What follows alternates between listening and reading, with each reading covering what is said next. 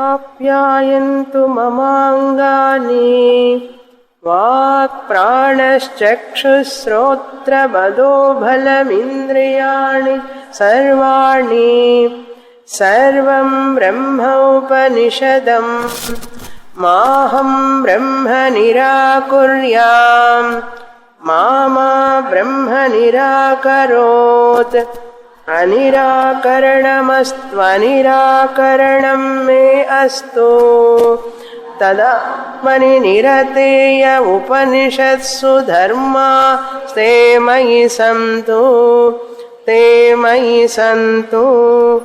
ఓం శాంతి శాంతి శాంతి 240వ page 11వ ఖండం మొదటి మంత్రం తేజో వావద్భూయః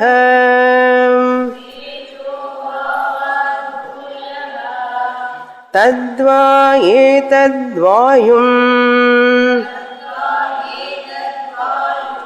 అగృహ్య ఆకాశమభితపతి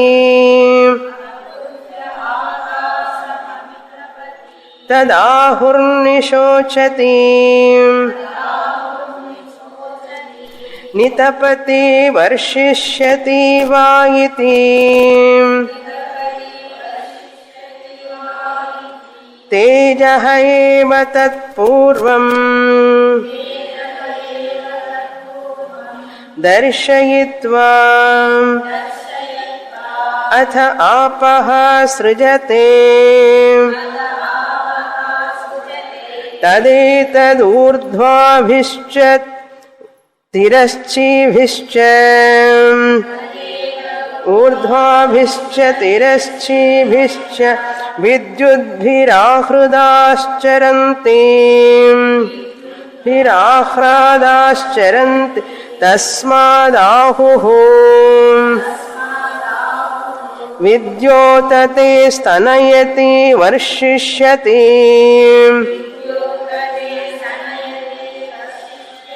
వా ఇతి తేజ ఏవ తత్పూర్వం దర్శయిత్వా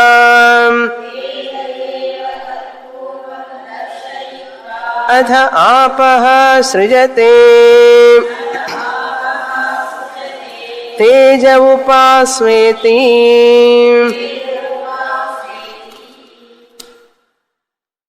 సనత్కుమారుల వారు నారదుడికి అనేక ఉపాసనల గురించి చెప్తున్నారు.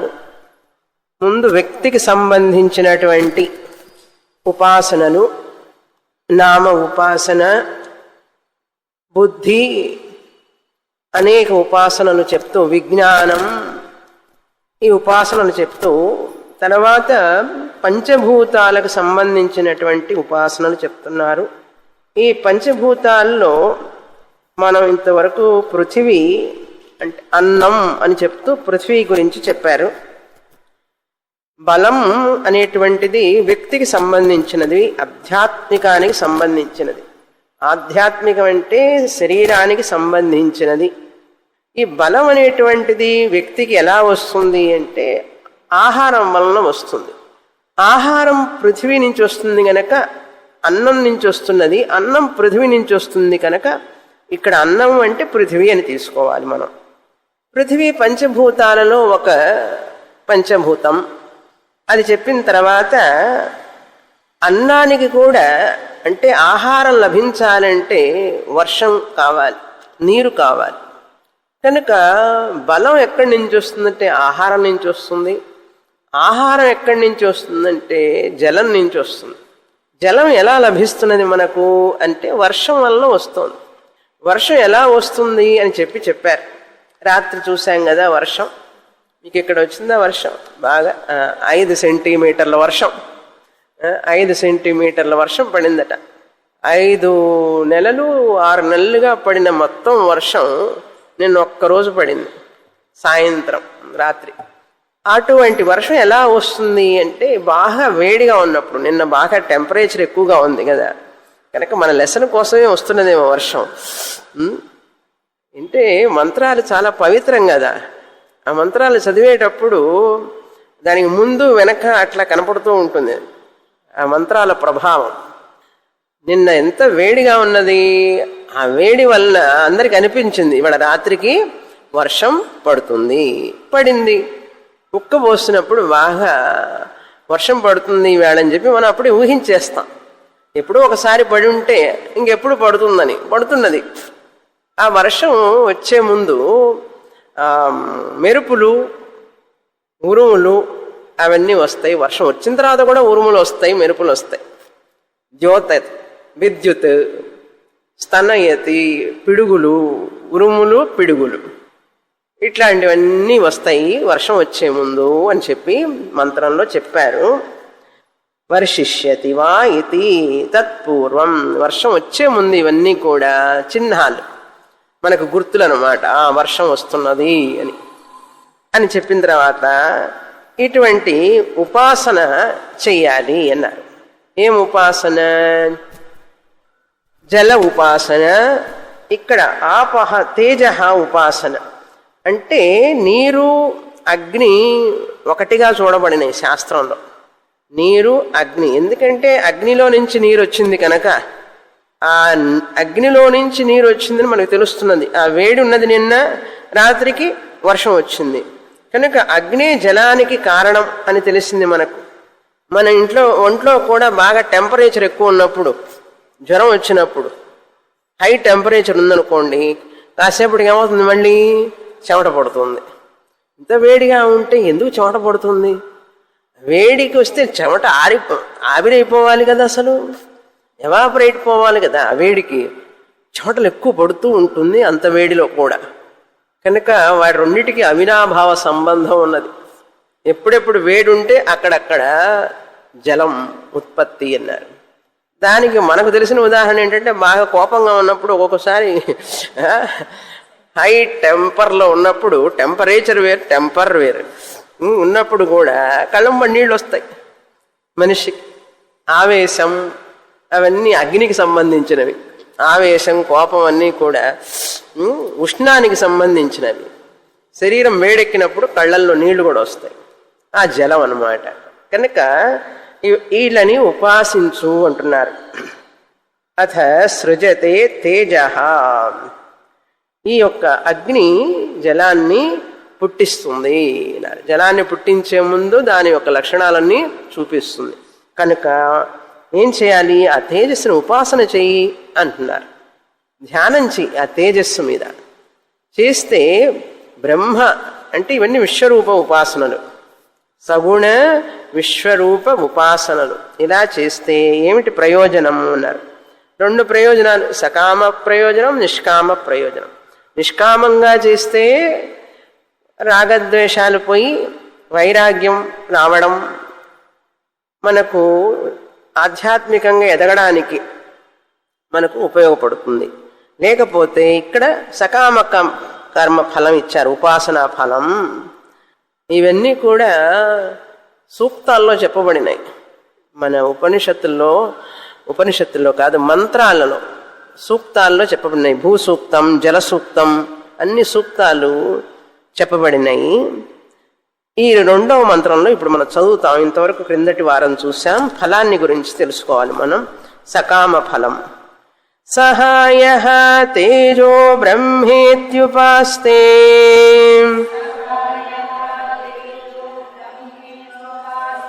తేజస్వీ వైవ తేజస్వతో లోకాన్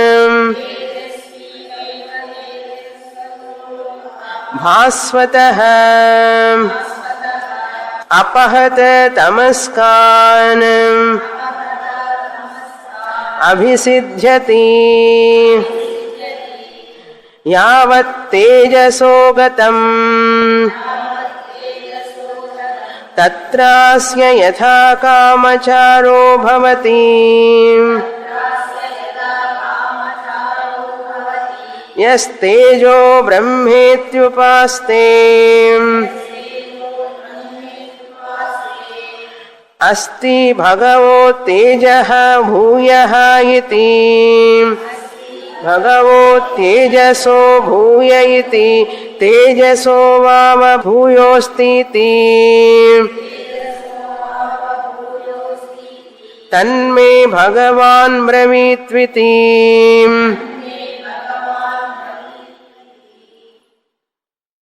భాస్వతః అక్కడ తర్వాత మధ్య ఒక ఎస్ లాగా ఉంది చూసారా, భాస్వతో అని.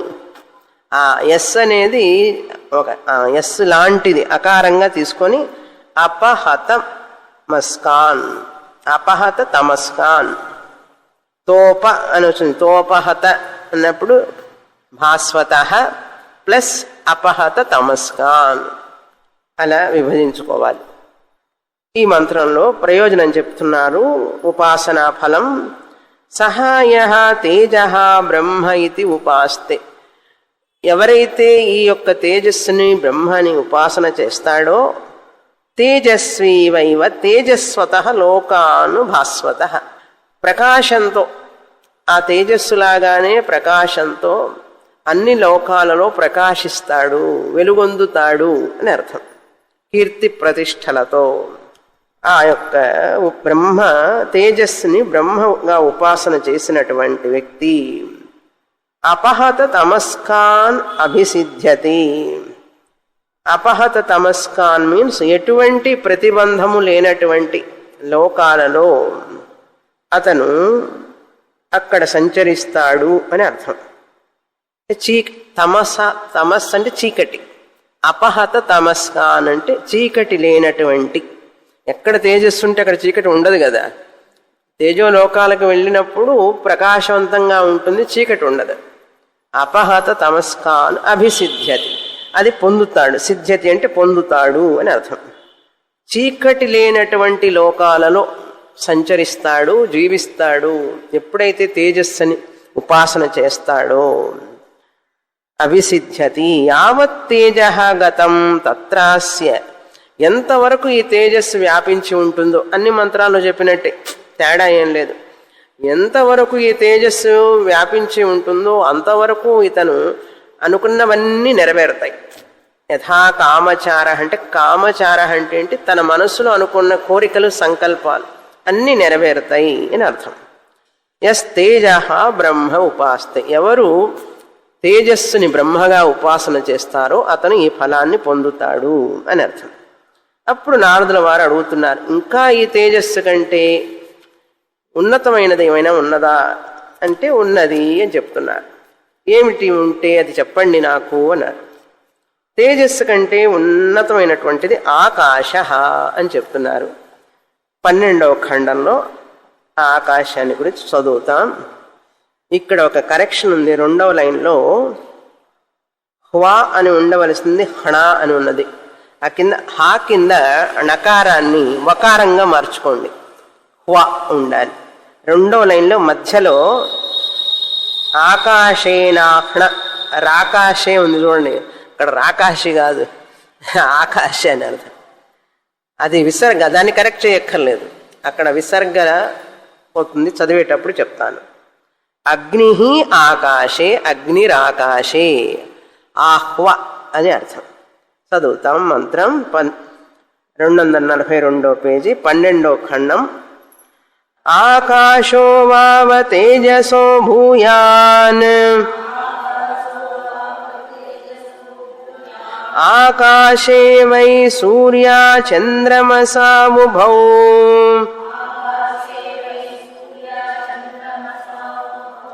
విద్యున్నక్షత్రాణి అగ్ని ఆకాశేన ఆహ్వయతి ఆకాశేన శృణోతి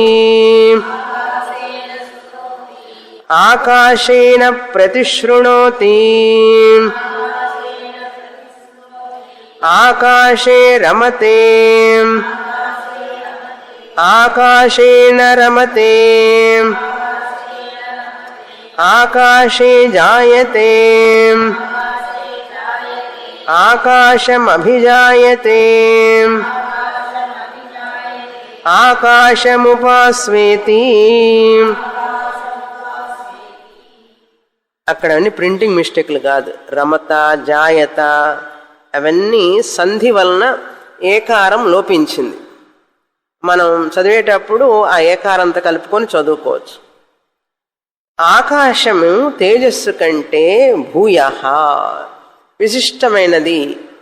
భూయః అంటే ఇక్కడ మరొక అర్థం ఎక్కువగా వ్యాపించి ఉండేది అని అర్థం. అగ్ని కంటే ఆకాశం ఎక్కువగా వ్యాపించి ఉన్నది. ఒక్కొక్క పంచభూతం భూమి కంటే నీరు ఎక్కువగా వ్యాపించి ఉన్నది, నీరు కంటే అగ్ని ఎక్కువగా వ్యాపించి ఉంటుంది, అగ్ని కంటే కూడా వాయువు ఎక్కువగా వ్యాపిస్తుంది, వాయువు కంటే ఆకాశం. ఎలా తెలుస్తుంది అంటే గుణాలు ఎక్కువయ్యే కొద్దీ కూడా దాని వ్యాపకత తగ్గుతుంది. ఎప్పుడెప్పుడు గుణాలు ఎక్కువైతూ ఉంటాయో అప్పుడప్పుడు దాని సర్వగతత్వం తగ్గిపోతుంది. అది లక్షణం. అందుకనే నిర్గుణం బ్రహ్మ గుణాలు లేకపోవడం వలన ఆకాశం కంటే వ్యాపించి ఉన్నాడని చెప్తాం. ఆకాశానికి ఒక్క గుణం, ఆకాశం వ్యాపించింది అంతటా కూడా, అగ్ని కంటే కూడా ఎక్కువగా వ్యాపించి ఉన్నది అని చెప్తున్నారు. అందువల్ల భూయః అని అర్థం. భూయః ఆకాశే వై సూర్య చంద్రమసౌ ఉభౌ. ఆకాశంలోనే సూర్యుడు చంద్రుడు ఉన్నారు అని చెప్తూ విద్యుత్ నక్షత్రాణి, అక్కడే విద్యుత్ అంటే అగ్ని కూడా ఉంది, అగ్నితత్వం ఉంది. లేకపోతే మెరుపులు ఎట్లా వస్తాయి? రావు కదా. కనుక అగ్నితత్వం ఉన్నది, నక్షత్రాలన్నీ ఉన్నాయి. అగ్ని విద్యుత్ అంటే మెరుపులు, అటువంటి విద్యుత్. అగ్ని అంటే వేడి, ఉష్ణత, వాతావరణంలో ఉష్ణత ఉంది. ఆ అగ్ని కూడా ఉన్నది. ఆకాశే ఏం చేస్తుంది? ఆకాశం ఆహ్వయతి, ఆకాశేన శృణోతి. మనం వ్యవహారం చెయ్యాలి అంటే ఆహ్వానం చేస్తాం. ఆహ్వానం అంటే ఇక్కడ ఏమిటి? ఇన్విటేషన్ అని కాదు, వ్యవహారం, పిలవడం. రా అని పిలుస్తాం కదా. ఇట్లా నేను అక్కడి నుంచి పిలుస్తున్నా అంటే నా శబ్దం మీ దాకా రావాలి అంటే ఇక్కడ ఆకాశంలో శబ్దగుణం ఉన్నది కనుక ఆ శబ్ద తరంగాలంటారు. చూసారా? ఆకాశంలో శబ్ద తరంగాలు ఉండడం వలన ఈ శబ్దం, ఆ ఆకాశంకున్న శబ్దం ఏం చేస్తుందంటే ఇక్కడి నుంచి అక్కడికి తీసుకుపోతుంది. అందుకని ఇక్కడ చెప్తున్నారు ఆహ్వయతి ఆకాశేన. ఆకాశం వల్లనే మనం వ్యవహారం చేస్తాము, మాట్లాడతాము. ఆకాశేన శృణోతి, ఆ ఆకాశం చెవులు, వాటి యొక్క అధిష్టాన దైవం ఎవరు? అధిష్టాన దేవత ఆకాశ దిగ్దేవత. సో ఆ దిగ్దేవత గుణం ఏమిటి? శబ్దగుణం. మన చెవులు శబ్దగుణం ఉన్నాయి. ఆ శబ్దగుణం దిగ్దేవత, దిక్ అంటే ఆకాశం, దిగ్దేవత శబ్దగుణం మన చెవుల దగ్గర ఉన్నది. అందుకనే మనం వింటాం. చూసారా దానికి కనెక్షన్. ఇప్పుడు మనం ఇక్కడ నేను మాట్లాడుతూ ఉంటే మీరు ఎలా వింటున్నారు?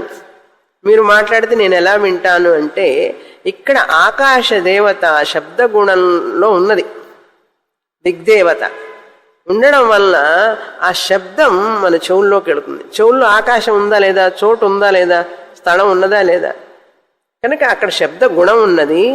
ఆ శబ్ద గుణం ఆకాశానిది. ఆ ఆకాశం వలన ఉన్న శబ్ద గుణం వలన మనం వ్యవహారం చేస్తున్నాము. అది లేకపోతే వ్యవహారం చేయలేం, మాట్లాడలేం. నేను మాట్లాడే శబ్దం అక్కడ దాకా రావాలని ఏమిటి? అసలు ఎందుకు రావాలి? ఎలా వస్తున్నది? కంటికి కనపడుతోందా? ఎప్పుడన్నా ఆలోచించాము మనం? పొద్దున లేస్తే రాత్రి దాకా ఎన్నో వింటుంటాం. ఆ శబ్ద తరంగం అక్కడి నుంచి ఇక్కడికి ఎట్లా ప్రయాణం చేస్తున్నది? ఏమన్నా కొరియర్ సర్వీస్ ఏమైనా ఉందా మధ్యలో? ఎవరు తీసుకొస్తున్నారు ఆ శబ్దాన్ని ఇక్కడి నుంచి ఇక్కడికి? ఆశ్చర్యంగా లేదు? కంటికి కనపడదు. నేను మాట్లాడే మాట మీ చెవుల దాకా వస్తుంది, మైకు ద్వారా వచ్చినా కానీ అక్కడి నుంచి వస్తున్నది కదా. కనపడకుండా ఉన్నది ఏమిటి అసలు? ఎలాగొస్తున్నది? దేని వలన వస్తున్నది అన్నారు. శృణోతి అన్నాడు. ఆహ్వయతి అంటే పిలుస్తారు, పిలవడం వలన వింటాడు. పిల్లల దగ్గర నుంచి చూడండి, అందుకే వాడి దగ్గర చెవుల దగ్గరికి వెళ్ళి చిటికి వేస్తాడు. వీడికి పిల్లవాడికి చెవులు బాగా పనిచేస్తున్నాయా లేదని చెప్పి కొద్ది రోజులు కాగానే, కొద్ది రోజులు కూడా కాదు, 2 రోజులు 3 రోజులకే ఇట్లా వేస్తే వాడికి ఇట్లా తల తిప్పి కళ్ళు తిప్పాడంటే ఆ చెవులు పనిచేస్తున్నాయని అర్థం. లేకపోతే ఎట్లా తెలుస్తుంది చెవులు పనిచేస్తాయి లేదని? కనుక శృణోతి ఆకాశేన ప్రతిశృణోతి, ఆకాశేన వింటాడు, మళ్ళీ దానికి తిరిగి సమాధానం చెప్తాడు. ప్రతిశృణోతి, తిరిగి మరలా వ్యవహారం చేయగలుగుతాడు. నేను విన్నదాన్ని మళ్ళీ తీసుకొని దాన్ని మళ్ళీ మాట్లాడటం, ఇంత వ్యవహారం.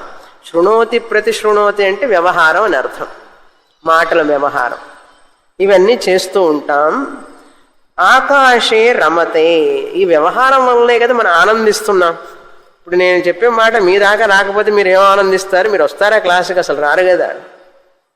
రమతే అంటాడు, ఆనందిస్తాడు మనిషి వ్యవహారం వల్లనే. ఆ వ్యవహారం ఈ యొక్క శబ్దం వలన వస్తుంది. అందుకని కంఠంలో కూడా ఆకాశం గ్యాప్ స్థలం ఉన్నది, దాంట్లో నుంచి శబ్దం వస్తున్నది. ఆ శబ్దం వలన మనం వినగలుగుతున్నాం, ఆనందిస్తున్నాము అన్నారు. వ్యవహారం ఆనందయోగ్యం అన్నారు. వ్యవహార సంయోగం అంటే మాట మాట మాటా మంతి అంటుంటారు చూసారా, రేడియోలో ఒక ప్రోగ్రాం వస్తుంది మాటా మంతి అని. మంతి అంటే ఏమిటి? మెంతులు కాదు, మంతి మంచి మాటలు అని అర్థం. మాటా మంతి మంచి అని అర్థం, మంచికి మంతి అంటారు. అట్లా చెప్పేటప్పుడు ఎప్పుడైతే వ్యవహారం ఉంటుందో మాట్లాడుకుంటామని ఆనందంగా ఉంటుంది. అసోసియేషన్ అన్నమాట. ఆనంద సంయోగం అంటే వ్యవహార సంయోగం వలన సంతోషం. వ్యవహార వియోగం ఉంటే, వ్యవహారమే లేదనుకోండి, మాటే లేదనుకోండి, ఎవరు మాట్లాడలేదు, ఏం సంతోషం ఉంటుంది, ఏం ఆనందం ఉంటుంది? కనుక వ్యవహారం సంయోగం వలన రమతే, వ్యవహార లేకపోతే న రమతే, ఆకాశే న రమతే. ఈ ఆనందించడానికి ఆకాశమే కారణం. ఎందుకంటే నేను మాట్లాడే మాటలు, నేను పాడే భజనలు, నేను చెప్పే స్తోత్రాలన్నీ మీరు వినే కదా ఆనందిస్తున్నారు. ఇది కాకపోతే మరేదైనా. ఆకాశేన రమతే, అనవసరంగా శబ్దం చేశాడు అనుకోండి, ఆకాశం వల్లనే కదా ఆ శబ్దం కూడా ఇక్కడికి వచ్చింది, నా రమతే. కనుక మనం ఆనందించడానికి ఆకాశమే కారణం, బాధపడటానికి ఆకాశమే కారణం. న రమతే, రెండింటికి ఆకాశమే కారణం. ఆకాశం అంటే ఈ యొక్క స్థలం, చోటు, ఈ గ్యాప్ అన్నమాట. ఆకాశే జాయతే, ఆకాశం అభిజాయతే. జాయతే అంటే వృద్ధి, పెరగడం. ఆకాశంలోనే కదా చెట్లన్నీ పెరుగుతున్నాయి. నిలువుగా పెరిగినా అడ్డంగా పెరిగినా మనం కూడా అంతే కదా, నిలువుగా పెరుగుతాం, అడ్డంగా పెరుగుతాం.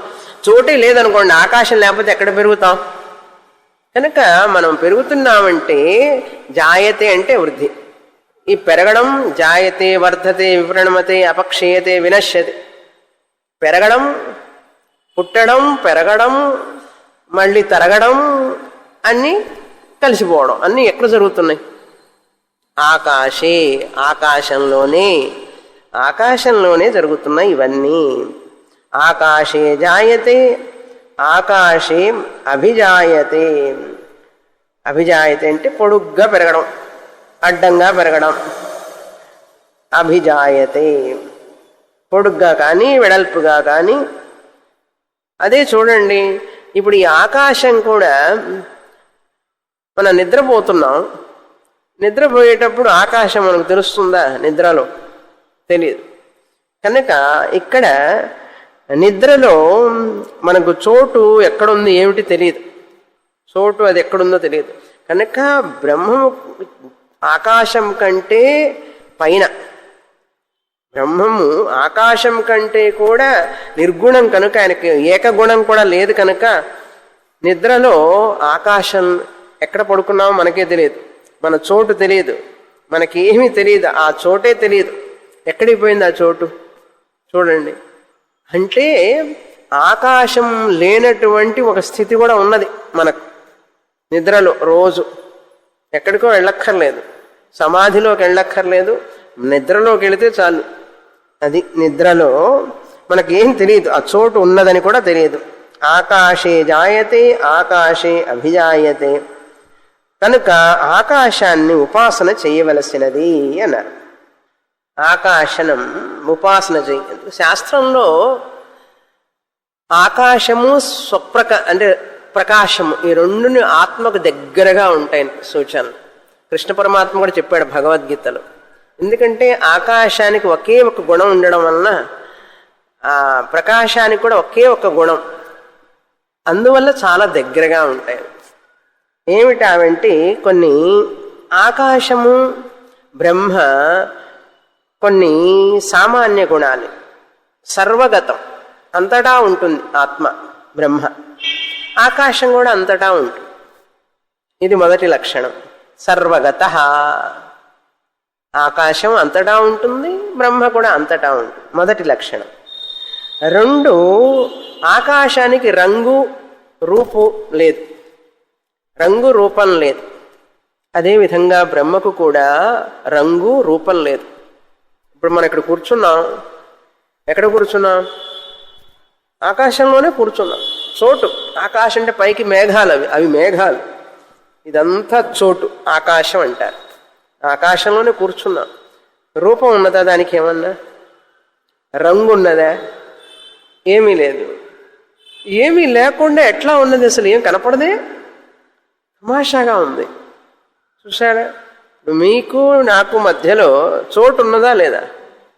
కంటికి కనపడదు. రూపం లేదు, రంగు లేదు. రూపం లేని దానికి రంగు ఎట్లా ఉంటుంది? రూపం ఉంటే, ఆకారం ఉంటే రంగు ఉంటుంది. రూపం లేదు కనుక రంగు లేదు. రంగు రూపం లేదు కనుక కంటికి కనపడదు. కంటికి కనపడదు కనుక లేదంటావా? లేకపోతే మనం ఎక్కడ ఉంటాం? చూసారా? ఇప్పుడు చాలామంది దేవుడు లేడు అంటారు. దేవుడు లేడు అంటాడు. ఎందుకంటే కంటికి ఉంటే కంటికి కనపడ్డా ఏమిటి? కంటికి కనపడుతున్నాడు ఆయన, కంటికి కనపడడు కనుక ఆయన లేడు అంటాడు. వాళ్ళని ఏమడగాలి మనం? దేవుడు లేడంటున్నావు, ఎందుకన్నావు? కంటికి కనపడలేడు లేదు కనుక లేడన్నావు. కంటికి ఏదైతే కనపడుతుందో అది ఉన్నట్లు, కంటికి ఏదైతే కనపడదో అది లేనట్లు. అవునా?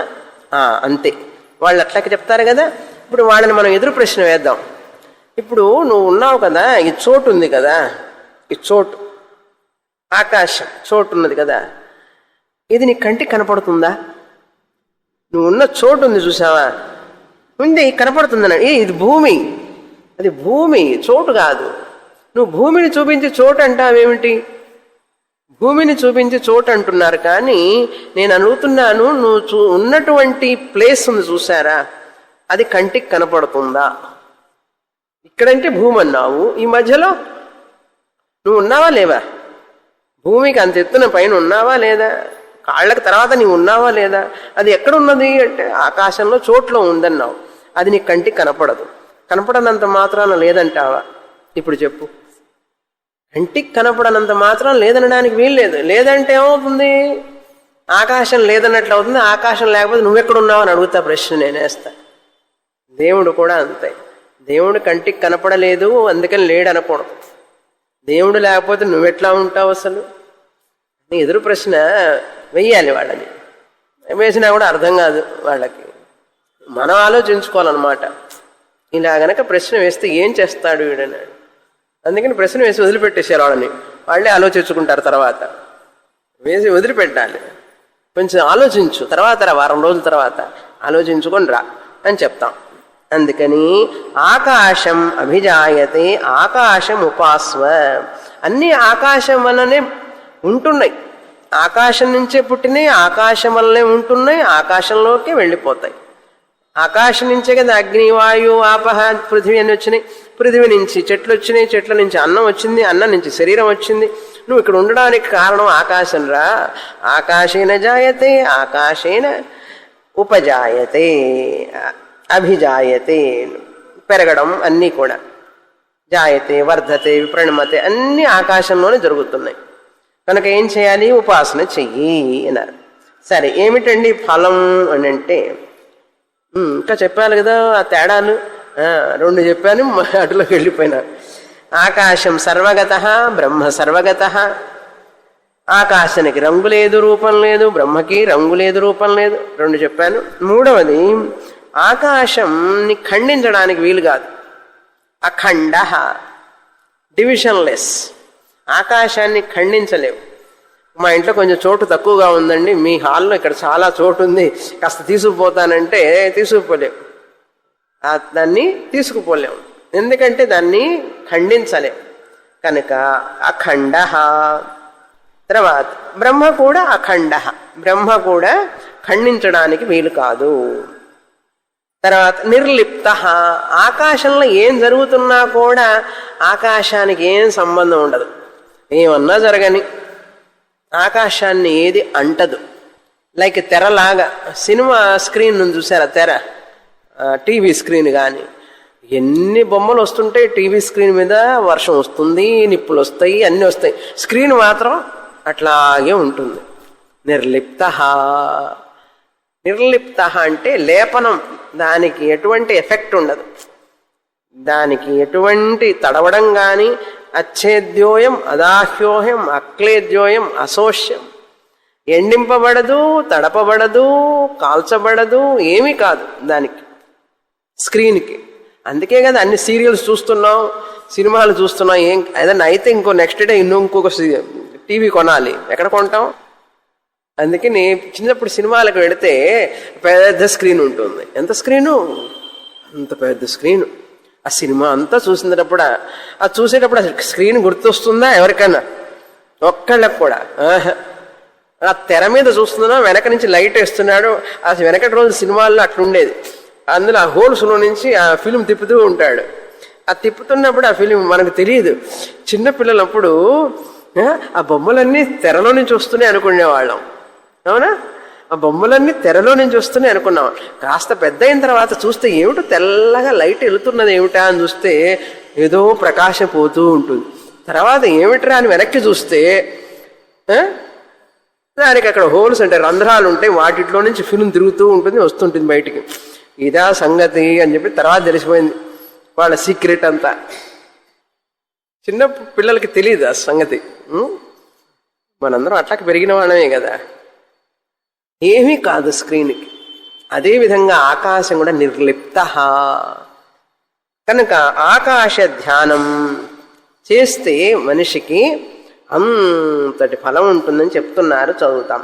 సహాయ ఆకాశం బ్రహ్మేత్యుపాస్తే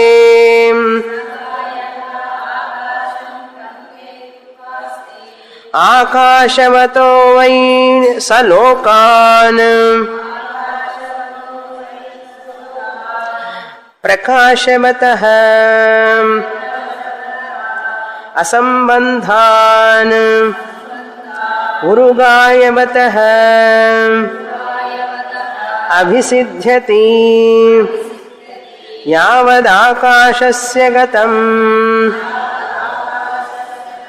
తస్త్రాస్య యథా కామచారో భవతి యః ఆకాశం బ్రహ్మేత్యుపాస్తే అస్తి భగవన్ ఆకాశాద్ భూయః ఇతి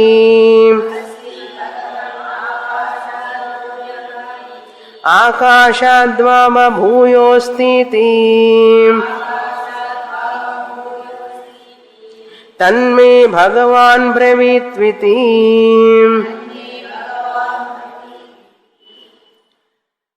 ఇక్కడ రెండు పదాలు మనకు అసంబాధమానం. ఇక్కడ కొంచెం రీడింగ్ డిఫరెన్స్గా ఉంది.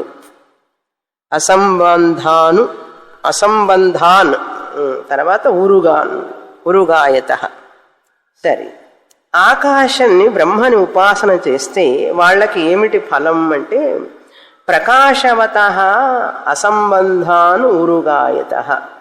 ఇక్కడ అసంబంధాన్ ఉరుగాయత అనేది ఎటువంటి ఆకాశానికి ఎటువంటి అడ్డంకులు ఉండవు, పరిమితి లేని అని అర్థం. అసంబంధాన్ అంటే పరిమితి లేనటువంటి, అంటే ఇరుకుగా ఉండకుండా ఉంటుంది. ఆకాశాన్ని ఉపాసన చేసేవాడికి విశాలంగా ఉంటుంది. ఉండే లోకాలకి వెళ్ళే లోకాలన్నీ కూడా ఇరుకుగా ఉండవు అని అర్థం. ఇరుకు లేకుండా అని అర్థం. అసంబంధాన్ అంటే ఇరుకు లేకుండా, విశాలంగా అని అర్థం. ఉరుగాయత అంటే విశాలంగా, ఉరుగాయత విశాలముగా వ్యాపించి అని అర్థం. ఉరుగాయత.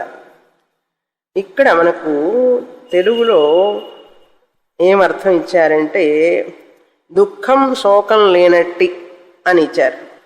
ప్రకాశంతో కూడినట్టి అభిసిద్ధ్యతి యావదాకాశస్య, దుఃఖము శోకము లేనట్టి విశాలమైన లోకాలు. అసంబంధాన్ని ఎక్కడెక్కడైతే సంబంధం ఉంటుందో అక్కడక్కడ దుఃఖం ఉంటుంది. ఆ సంబంధానంటే సంబంధం లేనటువంటి అగ్ని, వాయు, జలం ఇవన్నీ కూడా, అగ్ని, జలం, పృథ్వీ అన్నీ కూడా సంబంధం ఉంది వాటికి. అందువల్ల వాటికి నాశం ఉంటుంది, వాటి వల్ల వేరే వాటికి నాశం ఉంటుంది సంబంధం వల్ల. ఆకాశం వచ్చి అసంగ, సంబంధం లేదు. ఈ వ్యక్తి ఆకాశ ఉపాసన చేయడం వలన ఇతరికి కూడా దేనితో సంగం ఉండదు కనుక అసంబంధాన్ ప్రకాశత అంటే అంతటి దూరం ప్రకాశమానంగా జీవిస్తాడు అని అర్థం. ప్రకాశం అంటే ఇక్కడ వెలుగనికి తీసుకోకూడదు మనం. ప్రకాశంతో కూడినట్టు దుఃఖం లేకపోతే ప్రకాశమే కదా జీవితంలో. ప్రకాశం అంటే ఏమిటంటే లైట్ పెట్టుకుంటాడు ఆ తల మీద, అట్లని కాదు. ప్రకాశం అంటే ఏమిటి? ముఖంలో కొంచెం తేజస్సు ఉంటుంది, వర్చస్సు ఉంటుంది. దుఃఖం లేని మొహంలో సంతోషం ఉంటుంది కదా. సంతోషంగా అంటే ఏం వెలిగిపోతుంది వాళ్ళ ముఖం అంటారు చూసారా?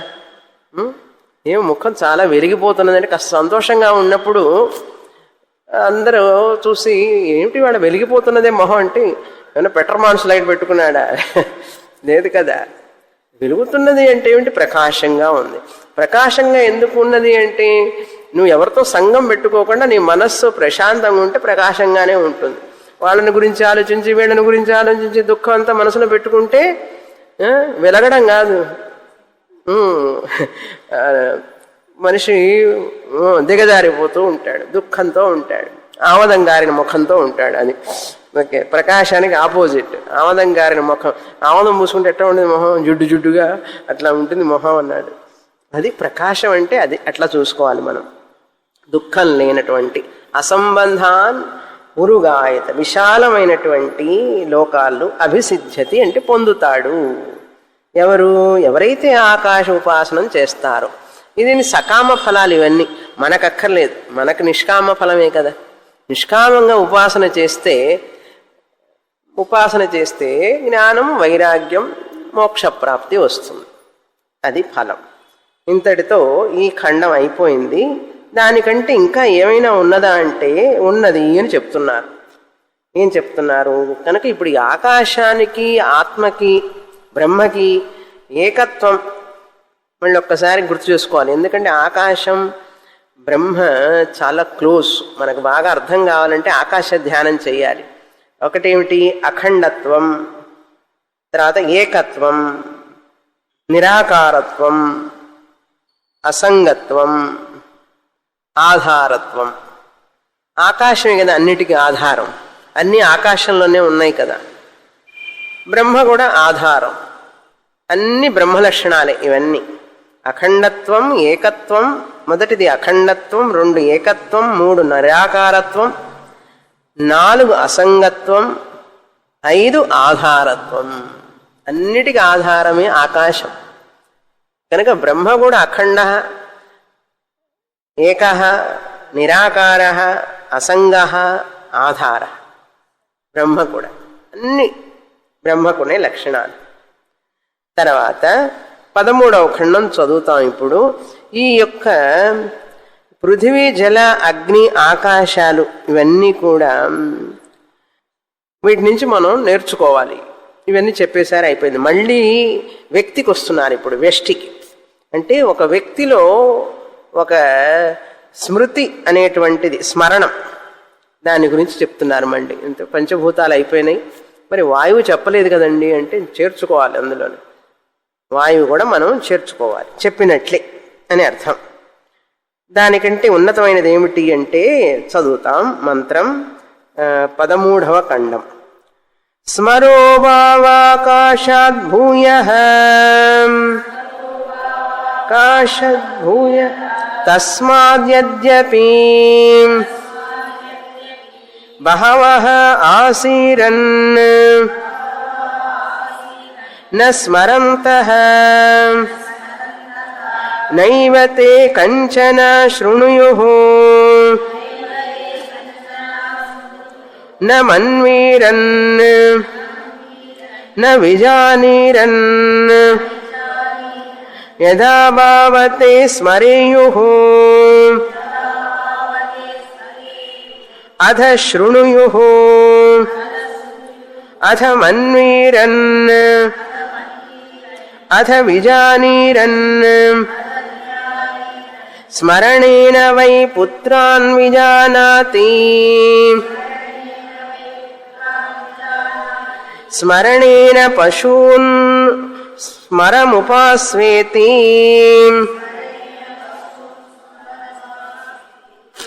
సహాయః బ్రహ్మేత్యుపాస్తే యావత్ స్మరస్య గతం తత్రాస్య యథా కామచారో భవతి యః స్మరం బ్రహ్మేత్యుపాస్తే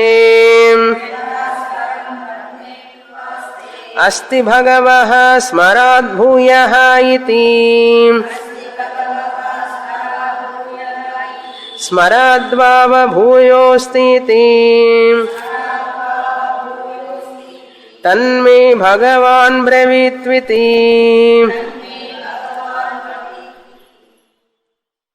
చాలా ముఖ్యమైనటువంటిది స్మర. స్మర అంటే ఆకాశాద్ భూయః స్మరః అస్తి. ఆకాశం కంటే అత్యంతంగా వ్యాపించినటువంటి ఉన్నతమైన శ్రేష్టమైనటువంటిది ఉన్నది, అది స్మర అన్నారు. స్మర అంటే జ్ఞాపకం, స్మరించడం అంటారు చూసారా. స్మరణకు వస్తున్నదా నీకు అంటుంటారు. మనం తెలుగులో కూడా స్మరణం వాడతాం, నామస్మరణం అంటుంటారు కదా. భగవంతుడి నామాన్ని స్మరించడం అంటే ఏమిటి? జ్ఞాపకం చేసుకోవడం. స్మరణం అనేది కూడా తెలుగు పదమే, సంస్కృత పదమే తెలుగులోకి తెచ్చుకున్నాం. జ్ఞాపకం అంటారు, గ్రహించడం, జ్ఞాపకం. దీన్ని మనం జ్ఞాపక శక్తి అనుకుంటే మనకు ఇంకా బాగా అర్థమవుతుంది తెలుగులో, అవునా? జ్ఞాపక శక్తి అని అనుకుందామా? స్మరణం అంటే జ్ఞాపక శక్తి. ఆ జ్ఞాపక శక్తి చాలా ఆకాశం కంటే కూడా భూయః గొప్పది, వ్యాపించి ఉంటుంది. ఎందుకని ఎలా చెప్తారు అంటే, తస్మాద్ యద్యపి బహవః ఆసీరన్. చాలామంది ఉన్నారు అక్కడ, కొంతమంది చేరారు మనుషులందరూ. వాళ్ళకి జ్ఞాపక శక్తి లేదనుకోండి, ఒకవేళ ఒక 20 మంది ఉన్నారు, జ్ఞాపక శక్తి లేదనుకోండి, ఏమవుతుంది? ఎవరు ఎవరికి భార్య, ఎవరు ఎవరికి పిల్లవాడు, ఎవరు ఎవరికి తల్లి తండ్రి తెలియదు, అవునా? ఇంట్లోనే చూడండి, మనం 10 మంది ఉన్నాం. అన్న ఎవరు అని నాకు జ్ఞాపకం ఉండాలి, అమ్మ ఎవరని నాకు జ్ఞాపకం ఉండాలి, నాన్న ఎవరని జ్ఞాపకం ఉండాలి. జ్ఞాపకం లేకపోతే కొత్త వాళ్ళని చూసినట్టు చూస్తాం, అవునా? కనుక ఈ జ్ఞాపకం అనేటువంటిది చాలా గొప్పది ఆకాశానికంటే కూడా అన్నాడు. జ్ఞాపకం లేనప్పుడు ఆకాశాన్ని ఏం చూస్తాం? ఇప్పుడు నేను క్లాస్కి వచ్చి చెప్తున్నాను ఇక్కడ, మీకు జ్ఞాపకం ఉండాలి కదా నేను స్వామిని. ఇప్పుడు మీరు నా స్టూడెంట్ అని ఇన్ని సంవత్సరాల నుంచి వస్తున్నారు, ఫలానా పేరు నాకు జ్ఞాపకం ఉండాలి కదా. లేకపోతే ఈ ఆకాశం ఉండి ఏం ప్రయోజనం? ఈ శబ్దం ఎట్లా వ్యవహారం జరుగుతుంది? ఆకాశం వలనే ఈ శబ్దం ప్రయాణిస్తున్నది అని చెప్పి ఇందాక చెప్పాం. ఆకాశం లేకపోతే మనం ఏం మాట్లాడతాం, ఏం వ్యవహారం చేస్తాం అన్నాం. అసలు వ్యవహారం చేయడానికి ఆకాశం ఉన్నప్పటికీ కూడా జ్ఞాపకం ఉంటే కదా వ్యవహారం చేస్తాం. జ్ఞాపకమే లేకపోతే ఏం వ్యవహారం చేస్తాం? నవ్వు వస్తున్నదా లేదా? జ్ఞాపకం లేకపోతే వ్యవహారం ఏం చేస్తాం అన్నారు. అందుకని నిద్ర లేచిన తర్వాత నువ్వెవరు అని అడగకూడదు. నువ్వెవరు అంటే, ఏం పుస్తకం అండి అన్నారు. చాందోగ్యం తీసుకురావాలా, ఇంకేమన్నా తీసుకొస్తారని. జ్ఞాపకం పెట్టుకున్నారా? చూసారా ఉపనిషత్తు పుస్తకం? జ్ఞాపకం పెట్టుకొని తెచ్చుకుంటున్నారా లేదా? మీరు ఏదో పుస్తకం తెచ్చారనుకోండి, నేను ఏదో పుస్తకం తీసుకొస్తా, అప్పుడు ఏమవుతుంది? క్లాసే జరగదు. కనుక ఆసీరన్ను న స్మరంతః. ఒకవేళ జ్ఞాపక శక్తి లేదనుకోండి, ఏమవుతుంది? కంచన శృణుయుః న శృణుయుః. వాళ్ళు ఏమీ వినలేరు. జ్ఞాపక శక్తే లేదనుకోండి, వాళ్ళు ఏమి వింటారు? ఇప్పుడు మీకు జ్ఞాపక శక్తి లేకపోతే నేను చెప్పిన సబ్జెక్టు, ఇప్పుడు నేను చెప్పేది ఏమన్నా మీకు అర్థమవుతుందా? ఏదో కనెక్షన్ ఉన్నది కనుక విన్నవన్నీ కూడా నా మాటలు మీకు ఇప్పుడు కనెక్ట్ చేసుకుంటున్నారు జ్ఞాపకం ఉండడం వల్ల. అసలు అన్నీ మర్చిపోతే ఫ్రెష్గా కూర్చున్నారు అనుకోండి, ఏం అర్థం కాదు. కనుక న శృణుయుః నా మన్వీరన్, ఏమి ఆలోచించలేరు. జ్ఞాపక శక్తే లేకపోతే ఇంకా ఫస్ట్ నెక్స్ట్ థాట్ ఏమొస్తుంది? ఇప్పుడు థాట్ ఏంటంటే తర్వాత ఎన్ని నిమిషాల తర్వాత ఈ క్లాస్ అయిపోతుంది, ఈ క్లాస్ తర్వాత భగవద్గీత ఉంది, భగవద్గీత పుస్తకం తెచ్చుకున్నాం, ఇవన్నీ గుర్తుండాలా లేదా? మనసులో ఉంటాయి, ఆలోచన ఉంటుంది. ఆలోచనే లేకపోతే అట్లాగే ఉన్నారనుకోండి, జ్ఞాపక శక్తి లేక. ఇప్పుడు నేను చెప్పేది ఏమీ అర్థం కాదు మీకు. నా మన్వీరన్ నా విజానీతి, వాళ్ళు ఏమీ అర్థం చేసుకోలేరు కూడా. నా విజానీతి, జ్ఞాపక శక్తి లేని వాళ్ళు ఏమీ తెలుసుకోలేరు. కనుక న భావతే స్మరేయు అథ శృణుయు. అదే కనుక స్మరణ ఉందనుకోండి, జ్ఞాపక శక్తి ఉందనుకోండి, ఉంటే ఏం చేస్తారు? జ్ఞాపకం చేసుకుంటారు విషయాలని. పొద్దున ఏం తిన్నావు, నిన్న ఏం తిన్నారు, ప్రసాదం ఏం పెట్టారు, ప్రసాదం అందిందా అందరికీ? అనుమానం. ప్రసాదం ఏం తిన్నామంటే మాకు అందలేదండి ప్రసాదం. అందకపోవడం వేరు, ప్రసాదం ఏందో చేశారు తెలుసు. సుండలు తిన్నాం, జ్ఞాపకం ఉందా లేదా? అది మాత్రం ఉంటుంది స్వామిని. ఉపనిషత్తులు జ్ఞాపకం ఉండవు. ఏదైనా జ్ఞాపకం లేదని జ్ఞాపకం ఉంది కదా, అది కూడా ఉంటుంది. కనుక స్మరేయుహు అథ శృణుయుహు, జ్ఞాపకం ఉంటేనే వినాలనిపిస్తుంది, వింటారు కూడా. అథ మన్వీరన్, ఆలోచిస్తారు కూడా. తర్వాత విజానీరన్, విజ్ఞానాన్ని కూడా పొందుతారు. విజానీరన్ అంటే తెలుసుకుంటారు. ఎవరిని తెలుసుకుంటారు? స్మరేణ వై పుత్రాన్. ఉపనిషత్తు కూడా చెప్తోంది, నువ్వేమో చాందోగ్యం జ్ఞాపకం పెట్టుకుంటా, నేనేం అడగలే. పుత్రాను విజానాది, స్మరిస్తాడు. పుత్రుడు మా అబ్బాయి అండి, మా అమ్మాయి అండి, మా అబ్బాయి మా అమ్మాయి అండి అంటారు. 6వ అధ్యాయం సమ్మరీ చెప్పంటే 6వ అధ్యాయమా ఏంటి అడుగుతా. అంటే ఏది ఎక్కువ స్మరిస్తామో, ఎక్కువ జ్ఞాపక శక్తి ఉంటుందో అది జ్ఞాపకం ఉంటుంది. పుత్రాను, అంతేకాదు విజానాతి స్మరేణ పశూన్. పుత్రాను విజానాతి, కొడుకెవరు? మా అబ్బాయి అని. జ్ఞాపకం ఉంటే కదా చెప్తాం మా అబ్బాయి అని, అమ్మాయి అని. అంతేకాదు ఇంట్లో కుక్క పిల్ల ఉన్నదనుకోండి, పశువులు, ఆవు, కుక్క పిల్లలు, పిల్లి, అవన్నీ కూడా పశువులు. స్మరేణ, కనుక ఈ స్మరణం అనే దాన్ని ఉపాసన చెయ్యి అన్నారు. దాన్ని ఉపాసించు. కనుక అలా ఉపాసిస్తే ఏమిటి ప్రయోజనం? ఏమండి, ఇది కనుక జ్ఞాపకం లేదనుకోండి, దానికి ఒక వ్యాధి పేరుంది తెలుసా? డిమెన్షియా అంటారు. డిమెన్షియా. ఒక స్టూడెంట్ మదర్ ఇన్ లా, ఆవిడకి డిమెన్షియా ఉంది. ఆవిడని ఇంట్లో వదిలిపెట్టి రాలేదు పాపం. ఆ స్టూడెంట్ ఏం చేస్తుందంటే అత్తగారిని కూడా తీసుకొని వస్తుంది క్లాస్కి. తీసుకొని వచ్చినప్పుడు ఏమైంది, ఒకసారి నా చెప్పులు వేసుకుని వెళ్ళిపోయింది ఆవిడ. అందుకే బెస్ట్ ఎగ్జాంపుల్. నా చెప్పులు వేసుకొని వెళ్ళిపోతే నేను చెప్పులు లేకుండా ఇంటికి వచ్చా. అప్పుడు ఆ స్టూడెంట్ వాళ్ళ అత్తగారి చెప్పులు చూసేది, ఏమిటి స్వామిని చెప్పులు వేసుకొని వచ్చావు నువ్వు అని నాకు ఫోన్ చేసింది. స్వామిని ఇప్పుడు క్షమించండి, మా అత్తగారికి డిమెన్షియా ఉంది అని చెప్పి. అప్పుడు తెలిసింది నాకు, ఆవిడకి డిమెన్షియా ఉంది, ఆ జ్ఞాపక శక్తి ఉండదు, ఎవరు చెప్పులు వేసుకుంటున్నావు అని ఏం తెలియదు. కనుక మీ చెప్పుల కోసం నేను షాపులన్నీ వెతికాను, ఇవి ఎక్కడా లేవుట, అందుకని నేను వెతికి మళ్ళీ మీకు కొత్త చెప్పులు కొనుక్కొచ్చి ఇస్తాను అన్న. అంటే వద్దులే అమ్మ, పర్వాలేదు, జ్ఞాపక శక్తి లేకపోవడం వల్ల కదా వేసుకెళ్ళింది, దానికి ఏం దోషం లేదు, తీసుకురా, నేను వేసుకుంటాలే అన్న. వేసుకున్నాను. పాప పెద్ద ఆవిడకి ఇప్పుడు ఏమీ తెలియదు అస్సలు. ఆ డిమెన్షియా పెరిగిపోతూ ఉన్నది. అది ఒక వ్యాధి, జ్ఞాపక శక్తి లేకపోవడం. ఎవరు ఏమిటి అని తెలియదు ఆవిడకి. తెలియకుండానే బయటికి వెళ్ళిపోతుంది, తెలియకుండానే నడిచి వెళ్ళిపోతూ ఉంటుంది. అందుకని చూస్తూ కొడుకుని గుర్తుపట్టలేదు, కోడల్ని గుర్తుపట్టలేదు, మనవడిని గుర్తుపట్టలేదు, ఎవరిని గుర్తుపట్టలేదు, ఏమీ గుర్తుండవు ఆవిడకి. చాలామంది ఉన్నారు అట్లా డిమెన్షియా ఉన్నవాళ్ళు. ఇప్పుడు అది లేదనుకోండి, స్మరణ శక్తి లేకపోతే లైఫ్ ఎట్లా ఉంటుంది ఇమాజిన్ చేయండి. ఒక 10 మంది డిమెన్షియా వాళ్ళని చూస్తే తెలుస్తుంది ఆ స్మరణం అనేది ఎంత అవసరం అనేది, జ్ఞాపక శక్తి ఎంత అవసరమో. పాపం ఆ భార్యాభర్తలు ఇద్దరు నా స్టూడెంట్సే. వాళ్ళు పడే బాధ అంతా ఇంత కాదు. ఆవిడతో అర్ధరాత్రి ఇచ్చి తలుపు తీసుకుని బయటకు వెళుతుంది, జ్ఞాపకం లేక. ఇక్కడ ఉన్నాం, ఇంట్లో ఉన్నాం అని లేదు. అందుకని అహర్నిశలు కాపాడుతూ ఉండాలి ఆవిడ. ఏం చేస్తారు? సొంత తల్లి రాత్రిపూట లేస్తుంది, అసలు డ్రెస్ వేసుకోవడం తెలియదు, ఏమీ తెలియదు. బాబు అన్నీ కోడలే చేస్తున్నాడు, కొడుకు చేస్తున్నాడు. అది కొంత వయసు వచ్చిన తర్వాత కొంతమంది వస్తుంది. ఇప్పుడు వింటున్నాం ఎక్కువగా. అదేంటంటే ఆ డిసీజ్ కూడా ఎందుకు వస్తుందని చెప్పి ఇప్పుడు కొత్తగా కనిపెట్టారు. ఈ యొక్క పెస్టిసైడ్స్ వేసి ఇవన్నీ మందులు వేసి ఆహార పదార్థాలు వస్తున్నాయి చూసారా. మనం తినే ధాన్యం, పండ్లు, కూరలు, కాయలు ఇవన్నీ కూడా ఆ రసాయనాల వల్ల ఈ రోగాలు వస్తున్నాయట అని కూడా కనుక్కున్నారట.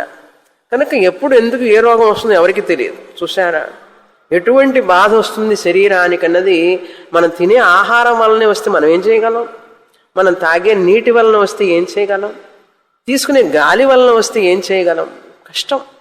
కనుక ఆ గ్రహణ శక్తి, జ్ఞాపక శక్తి అనేది ఎంత అవసరం. లేకపోతే ఏం వ్యవహారం చేస్తాం మనం. ఆకాశం ఉన్నా కూడా స్మరణ శక్తి లేదనుకోండి ఏమీ చేయలేం. కనుక ఆ డిమెన్షియా అనేటువంటిది అంత భయంకరమైనటువంటి వ్యాధి అన్నారు. విస్మృతి, స్మరణానికి ఆపోజిట్ ఏంటి? విస్మృతి, మర్చిపోవడం. స్మృతి, విస్మృతి. స్మృతికి రావడం అంటే వ్యక్తం, మన యొక్క ఆలోచనలన్నీ వ్యక్తం చేస్తాం, మన మాటలు చేతలు అన్నీ కూడా వ్యక్తం చేస్తాం జ్ఞాపకం ఉండడం వలన. జ్ఞాపకం లేకపోతే మర్చిపోతాం అన్నారు. కనుక గుర్తుపట్టడం అంటారు చూడండి. ఆ గుర్తుపట్టడం అనేది లేక జ్ఞాపకం అనేది మనకు చాలా అవసరం అని ఈ మంత్రంలో చెప్పబడింది. దీన్ని జ్ఞాపక కేంద్రం అంటారు. బ్రెయిన్ సెల్స్ ఉంటాయి అక్కడ, అవి పనిచేస్తుంటాయి అన్నమాట. ఈ బ్రెయిన్ సెల్స్లో మనకు ఆ జ్ఞాపక శక్తిని తీసుకురావాలి. అబ్బాయి చదువుతాడు సంవత్సరం అంతా, వెళ్ళి ఎగ్జామ్ హాల్లో కూర్చుంటాడు. అప్పుడు ఏం రావాలి? జ్ఞాపక శక్తి బాగా పనిచేయాలి. సంవత్సరం అంతా చదివిన లెసన్స్ అన్నీ జ్ఞాపకం రావాలి.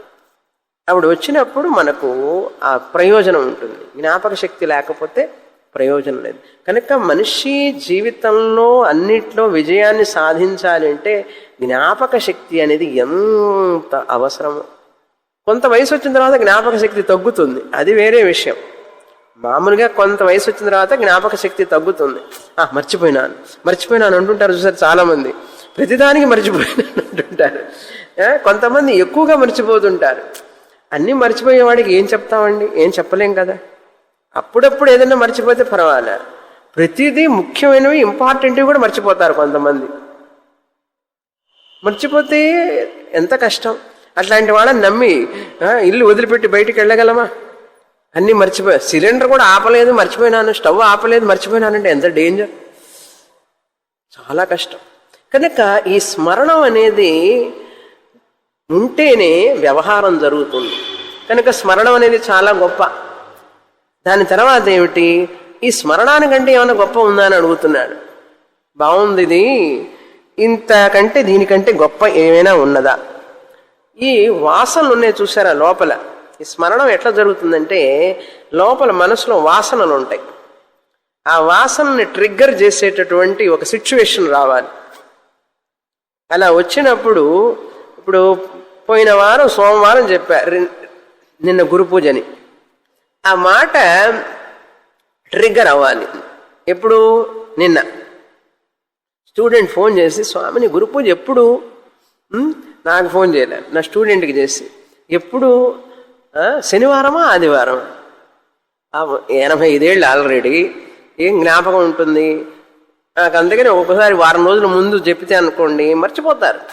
అయ్యో మర్చిపోయినానండి అంటారు. దానికి ట్రిగరింగ్ పాయింట్ ఏదైనా కావాలి. ఎవరన్నా ఆ ఇంట్లో ఇవాళ ఏం వారం? గురువారం. అయ్యో గురువారం, రేపు గురు పూజ ఉంది కదా. గురువారం రోజు ఎవరన్నా గురువారం అన్నారనుకోండి, అప్పుడు సోమవారం నేను చెప్పిన వాక్యం, సోమవారం ఏం చెప్పాను? క్రిందటి సోమవారం గురు పూజ ఉంది ఆదివారం అని చెప్పా. ఆ గురువారం నాడు గురు అని వాడారనుకోండి పదం, అప్పుడు ఏమవుతుంది తెలుసా? అమ్మ ఆదివారం గురు పూజ ఉన్నది స్వామిని చెప్పారు అని ఎట్లా జ్ఞాపకం వచ్చింది? గురువారం రోజు ఎట్లా జ్ఞాపకం వచ్చింది? ఆదివారం కదా గురు పూజ అంటే. గురు అనే పదం వాడారు, నేను సోమవారం గురు పూజ అనే మాట విన్నాను. ఈ గురు అనే మాట వలన ఆ గురు పూజ అక్కడ విన్నది ట్రిగ్గర్ అయింది. ఆ ట్రిగ్గర్ అవ్వడం వలన ఆదివారం వెళ్ళాలని చెప్పి మళ్ళీ జ్ఞాపకం చేసుకున్నా. లేకపోతే ఎక్కడ జ్ఞాపకం ఉంటుంది? అట్లా వాసనలు కొన్ని ట్రిగర్ చేస్తూ ఉంటాయి. అవి ట్రిగర్ అయినప్పుడు ఒక సిచ్యువేషన్లో అవి స్మరణకు వస్తాయి. ట్రిగరింగ్ పాయింట్ కావాలి. ట్రిగరింగ్ పాయింట్ అంటే ఏంటి? వ్యక్తం కావడానికి ఒక సిచ్యువేషన్ కావాలి. ఆ సిచ్యువేషన్ అయినప్పుడే ఆ క్వశ్చన్ పేపర్ చదువుతారు చూసారా, అవన్నీ ట్రిగరింగ్ పాయింట్స్. లేకపోతే ఏం రాయాలంటే ఏం రాస్తాడు, ఏం రాయాలి, ఏ క్వశ్చన్ రాయాలి, ఏ ఆన్సర్ రాయాలి, ఎట్లా తెలుస్తుంది? ఆ క్వశ్చన్స్ అన్నీ కూడా ట్రిగరింగ్ పాయింట్స్. అదేం చేస్తుంది? ఒక్కొక్క క్వశ్చన్ నేను నేర్చుకున్న పాఠాన్ని, ఎప్పుడో చదివిన పాఠాన్ని ట్రిగర్ చేస్తుంది. ట్రిగర్ అంటే ఏంటి? ప్రేరణ, ప్రేరేపిస్తుంది. అది ప్రేరేపించినప్పుడు ఏముందంటే ఆ చదివినవన్నీ బయటకు వస్తాయి, చదివినవన్నీ బయటకు వస్తాయి. అది స్మరణం అంటే. గ్రహణ శక్తి అంటారు. జ్ఞాపక శక్తి, గ్రహణ శక్తి ఉంటే జ్ఞాపక శక్తి. ఆ జ్ఞాపక శక్తి ఎలా వస్తుంది అంటే కోరిక ఉంటే జ్ఞాపక శక్తి వస్తుందని చెప్పి తర్వాత చెప్పబోతున్నారు. ఆశ అంటారు. అది వచ్చే వారం చూస్తాం. పూర్ణమదః పూర్ణమిదం పూర్ణాత్ పూర్ణముదచ్యతే పూర్ణస్య పూర్ణమాదాయ పూర్ణమేవావశిష్యతే. ఓం శాంతి శాంతి శాంతి. హరి ఓం. శ్రీ గురుభ్యో నమః. హరి ఓం.